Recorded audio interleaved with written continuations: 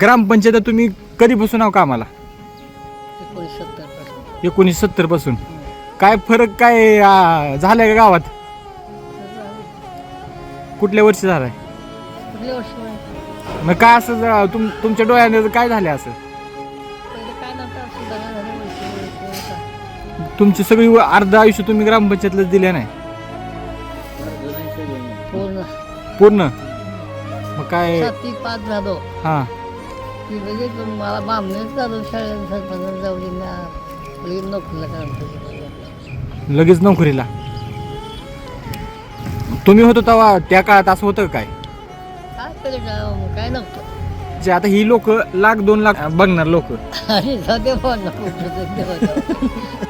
नशिबाच भोग कुणा चुकलं नाही गड्या पाऊल थकलं